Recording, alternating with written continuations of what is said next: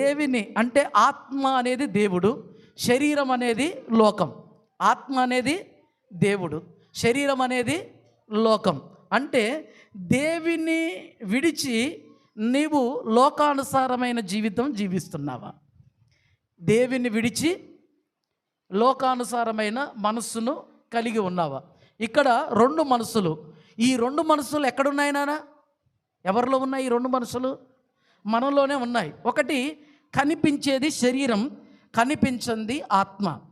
కనిపించేది శరీరం, కనిపించింది ప్రాణం.